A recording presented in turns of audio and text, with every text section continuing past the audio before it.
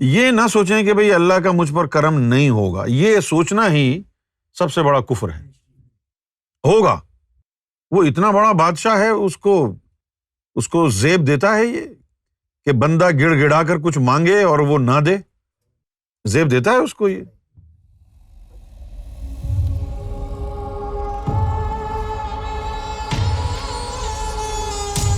جب آدمی روحانیت میں داخل ہو جاتا ہے نا، اس کے بعد ایسے ایسے واقعات اس کے ساتھ ہوتے ہیں، ایسی ایسی چیزیں اس کے ساتھ پیش آتی ہیں کہ وہ حیران اور ششدر رہ جاتا ہے۔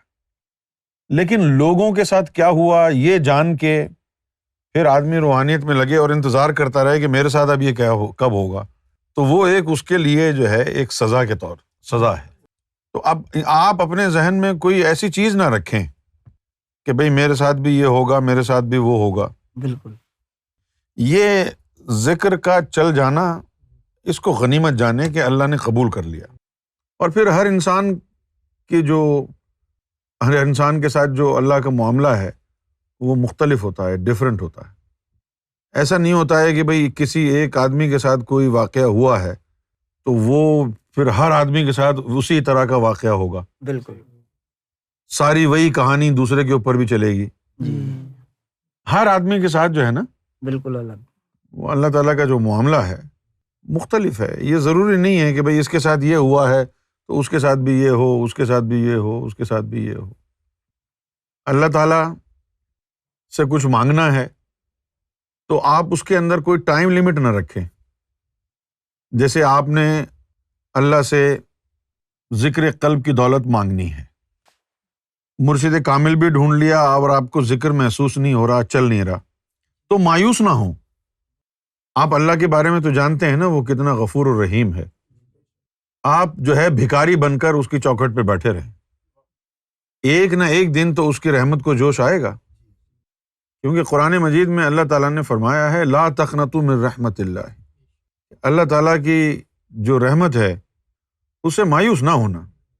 یہ نہ سوچیں کہ بھئی اللہ کا مجھ پر کرم نہیں ہوگا، یہ سوچنا ہی سب سے بڑا کفر ہے۔ ہوگا، وہ اتنا بڑا بادشاہ ہے، اس کو زیب دیتا ہے یہ کہ بندہ گڑ گڑا کر کچھ مانگے اور وہ نہ دے، زیب دیتا ہے اس کو یہ۔ اب سڑکوں پر ہی جائیں آپ، کوئی مانگے کہ یار تم اتنے امیر آدمی ہو، 10 کا نوٹ نکال کے نہیں دے سکتے مجھے، تو بندے کے نفس پر چوٹ لگتی ہے۔ پھر وہ تو بھاڑ میں گئی، اس کی جو بھی ڈیمانڈ ہے، وہ اپنی انانیت کے لیے 10 کا نوٹ نکال کے دے گا، یہ لے، بلکہ 15 دے گا اپنی انانیت کے لیے۔ جب انسان کی انا کا یہ عالم ہے تو اللہ تعالیٰ نے تو کہا ہے کہ مجھے کبر کی چادر روا ہے۔ اللہ تعالیٰ تو فرماتا ہے جی مجھے تو تکبر پسند ہے۔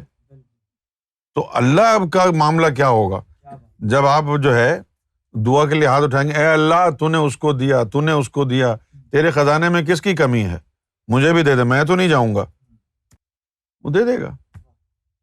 اللہ تعالیٰ کو جو ہے وہ لمحہ بڑا اچھا لگتا ہے کہ جب اس کا بندہ رو کے گڑ گڑا کے اس سے کچھ مانگے، اس وقت اس کو رحم آتا ہے۔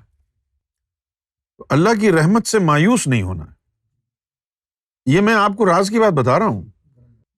آپ نے جو ہے وہ یعنی اپنی جو ہے پلی کو قائم رکھنا ہے کہ نہیں مجھے تو چاہیے، آپ ڈھیلے نہ پڑیں۔ اللہ نے کرم کرنا ہی کرنا ہے، اور کون کرے گا؟ کیونکہ اللہ تعالیٰ نے کیا کہا قرآن شریف میں کہ جب میرے بندے میرے بارے میں پوچھیں تو کہنا فَإِنِّي قَرِيبٌ، کہ میں بہت نزدیک ہوں اور جو مجھے پکارتا ہے میں اس کا جواب دیتا ہوں۔ یہ قرآن شریف میں اللہ نے کہا ہے کہ اور جب میرا کوئی بندہ وَإِذَا سَأَلَكَ عِبَادِي، جب کوئی میرا بندہ سوال کرے انی، میرے بارے میں، فَإِنِّي قَرِيبٌ اجیب الدعوت، اور میں جو اس کی پکار ہے اس کا جواب دیتا ہوں۔ اور پھر فرمایا کہ الداعی اذا دعانی فلیستجیبوا، اور پھر کہا کہ الا ولیؤمنوا ابی لعلہم یرشدون۔ اب اس میں 2 چیزیں سیکھنے کی ہیں۔ کہ حضور نبی کریم صلی اللہ علیہ وسلم کو مخاطب کر کے اللہ نے فرمایا کہ جب میرے بندے آپ کے پاس آئیں، میری مخلوق آپ کے پاس آئے اور کہے کہ ہمیں اللہ چاہیے، تو ان کو بتا دینا کہ میں دور نہیں ہوں، میں قریب ہی ہوں، اور تمہاری آواز کو، تمہاری پکار کو سنوں گا، لیکن اس کے لیے تم نے کرنا کیا ہوگا تاکہ تم پکارو اور میں جواب دوں؟ اس کے لیے تمہیں کرنا کیا ہے کہ تم ایمان والے ہو جاؤ۔ تو یا رسول اللہ ان کو کہو کہ وہ پکاریں گے تو میں سنوں گا، لیکن وہ ایمان والے ہو جائیں۔ کیوں؟ لعلہم یرشدون، تاکہ ان کو ہدایت مل جائے۔ جب ان کو ہدایت مل جائے گی وہ پکاریں گے، میں سنوں گا۔ اب تم پکار رہے ہو نا۔ پکار کیا ہوتی ہے؟ پکار زبان کی نہیں ہوتی، پکار اندر کی ہوک ہے، اندر جو یہ ہے نا تڑپ کہ مجھے رب چاہیے۔ اگر یہ تڑپ ہے تو یہ پکار ہے، تیرے دل چیخ رہا ہے اور اس تک پہنچ رہی ہے یہ بات۔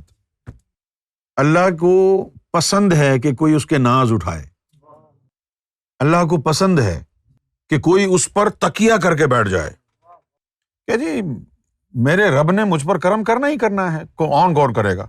لا الہ الا اللہ، اور کون کرے گا؟ یہ ایٹیٹیوڈ ضروری ہے کہ بھائی میں اللہ کے در پر کھڑا ہوں، اللہ نے کرم کرنا ہی کرنا ہے۔ کیوں؟ اس کے علاوہ کوئی ہے نہیں مولا میرا، اس کے علاوہ تو کوئی معبود ہی نہیں ہے۔ اگر دو معبود ہوتے تو میں کہیں اور چلا جاتا، اگر کوئی اور معبود ہوتا تو میں کہیں اور چلا جاتا۔ اس نے کرنا ہی کرم ہے، کرنا ہی کرنا ہے۔ یہ اندر کی کہانی ہے یہ، لہذا اداس ہونے کی ضرورت نہیں ہے۔ نہیں چلا قلب تو نہ چلے، تمہارے دل کی پکار ہے نا، یہ تمہارے دل کی پکار اس رسید کی طرح ہے کہ جب تم کوئی سامان لینے کے لیے گئے، تم نے پیسے دے دیے اور اس نے پیمنٹ کی رسید تمہیں دے دی ہیں، اب تمہارے پاس رسید ہے تو مال ملے گا، ملے گا کہ نہیں؟ میں نے پیسے دیے ہیں یار۔ اسی طرح اللہ تعالیٰ نے کہا ہے کہ تم پکارو گے میں سنوں گا، تو میرے دل کی پکار موجود ہے یہاں پر، تو مجھے تو اللہ ملے ہی ملے، کیوں نہیں ملے گا؟ ہر حال میں ملے گا۔ ایک دفعہ سرکار گوھر شاہی نے فرمایا کہ اللہ تعالیٰ جستجو اسی کو دیتا ہے جس کو کچھ عطا کرنا ہوتا ہے۔ ہاں بھائی، اگر جستجو ہے تو یہ اللہ نے تو دی ہے۔ کیوں دی ہے جستجو؟ عطا کرے گا وہ۔ بھائی آدمی کچھ لینے کے لیے جاتا ہے تو کہتے ڈپازٹ دے دو، چلو جی 200 پاؤنڈ ڈپازٹ لے لو، باقی جب پورا مال آ کے اٹھاؤ گے 1000 پھر دے دینا۔ تو ڈپازٹ ہم نے کیوں دیا ہے؟ کیونکہ ہماری نیت ہے کہ ہم مال خریدیں گے۔ 200 پاؤنڈ دے کے ہم بھاگ تو نہیں جائیں گے، ہم نے بھاگنا ہوتا تو ڈپازٹ نہ دیتے۔ اسی طرح اللہ تعالیٰ جستجو جو دیتا ہے یہ اس کی طرف سے ڈپازٹ ہے۔ اگر تیرے دل میں یہ جستجو ہے نا کہ تجھے رب مل جائے، تو یہ اللہ نے ڈپازٹ دے دیا ہے۔ ورنہ یہ کیسے ہو سکتا ہے کہ بندے کے دل میں رب کو پانے کی آرزو ہو اور رب نہ ملے؟ تو یوم محشر میں کھڑے ہوئے نا تم تو احتجاج کرنا جی ہمیں تو تھا۔ آپ کے پاس تو پورا ویلڈ پوائنٹ ہے نا کہ ہمیں تو آپ کی یعنی تلاش تھی۔ پھر ہم جو ہے سرکار گوھر شاہی کے در پر بھی گئے، کیونکہ وہاں سے یہ اعلان ہو رہا ہے کہ جس کو اللہ چاہیے یہاں آ جائے۔ ہم نے سب کچھ کر لیا جو کرنا تھا، اب آپ نے کرنا ہے۔ ہم اپنا کام کر چکے ہیں، ہم گوھر شاہی کے در پر بھی چلے گئے، جستجو بھی موجود ہے۔ تو آپ کا تو پورا کام ہے، اب تو صرف اللہ کو ایکشن لینا ہے۔ اور جتنی اللہ کو پانے کی تڑپ زیادہ بڑھے گی، اتنا ہی پھر ذکر چلنے میں مزہ آئے گا۔ آپ دیکھیں گے کوئی چیز اگر آسانی سے مل جائے نا تو اس کی قدر بھی کم ہوتی ہے، اور جو چیز بڑی مشکلوں کے بعد ملے تو اس کی قدر زیادہ ہوتی ہے۔ اب یہ لوگ آتے ہیں ادھر ادھر سے، انگلینڈ میں، امریکہ میں آتے ہیں نا، اور بیچارے پتہ نہیں کیسے کیسے مصیبتوں سے گزرتے ہیں، شادیوں کے ذریعے اور دیگر بزنس کے ذریعے یہاں پر ویزا پکا کرتے ہیں، پھر نیچرلائزیشن کے ذریعے پھر امریکن پاسپورٹ، برٹش پاسپورٹ حاصل کرتے ہیں۔ تو پھر جب مل جاتا ہے ان کو تو وہ یوں گھماتے پھرتے ہیں ایئر لائن میں بھی سفر کریں گے تو یوں پکڑ کے چلیں گے ساتھ، میرے پاس برٹش پاسپورٹ ہے، امریکن پاسپورٹ، تو وہ اس کی قدر کر رہے ہیں۔ اچھا، جو امریکہ میں پیدا ہوئے، انگلینڈ میں پیدا ہوئے، ان کے پاس یہ سینس نہیں ہے کہ یار یہ برٹش پاسپورٹ، وہ پاسپورٹ ہے ان کے لیے تو یہ، کیونکہ ان کو تو مل ہی گیا، اس کو اس کی اہمیت کا بھی نہیں پتا۔ یعنی اب یہاں پر کوئی پیدا ہوا، 20 سال کا ہو گیا، اس کے فرینڈ انڈیا پاکستان میں بن گئے، تو وہ یہ نہیں سوچے گا کہ بھائی انڈین پاکستانیوں کو ویزا بڑی مشکل سے ملتا ہے انگلینڈ امریکہ کا، تو وہ کہے گا آ جاؤ نا، کہتا ہے بھائی پاسپورٹ بنوا لو، پاسپورٹ بنواؤ، ٹکٹ لو اور آ جاؤ۔ اس کے ذہن میں یہ ہے کہ بھائی ہم تو یہی کرتے ہیں، پاسپورٹ بنوایا، ٹکٹ خریدا اور چلے گئے۔ یہاں جو مخلوق پیدا ہوئی ہے ان سالوں کو کیا پتا ویزا کیا ہوتا ہے؟ یہ تو کوئی جا کے بنگلہ دیش میں، انڈیا میں پاکستان والوں سے پوچھے کہ امریکہ کا ویزا لگا ہے، رات دن دیکھتے رہتے ہیں اس کو۔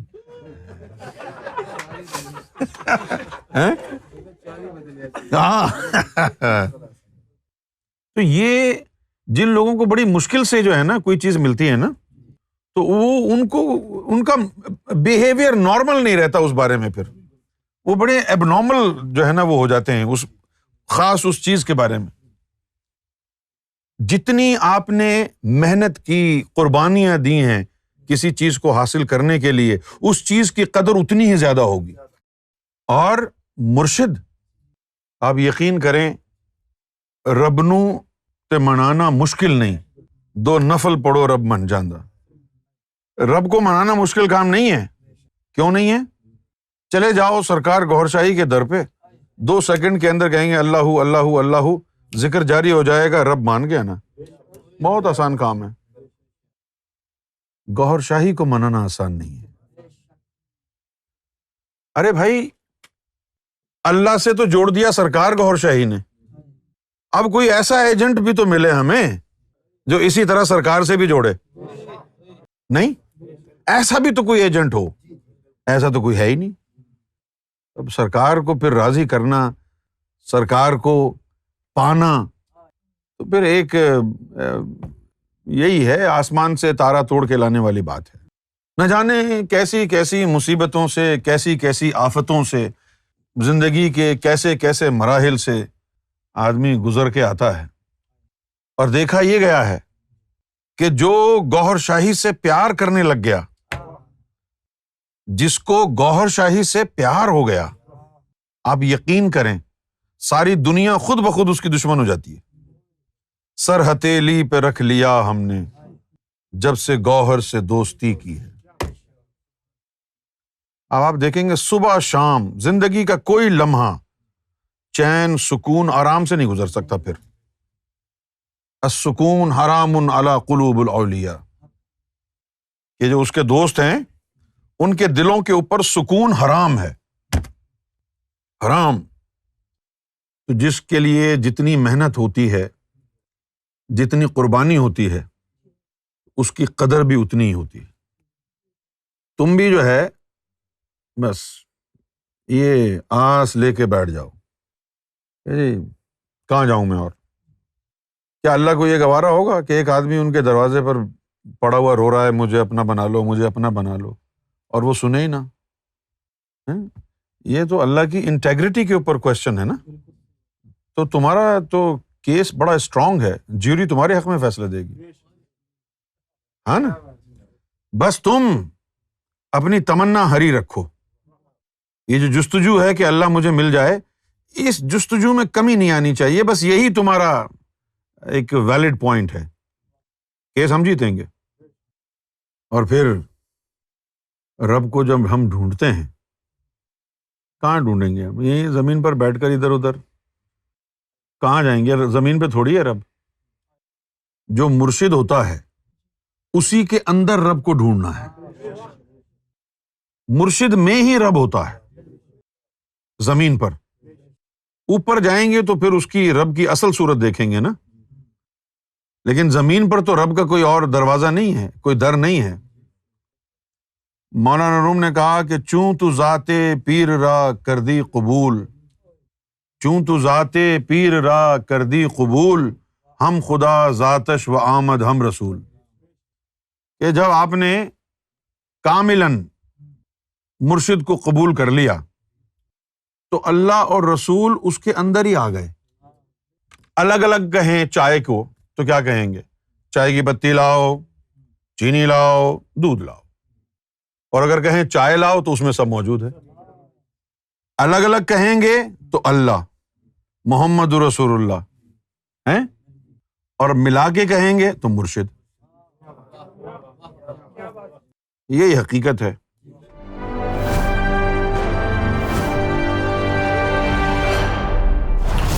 TV, bringing light, love, and peace in your life.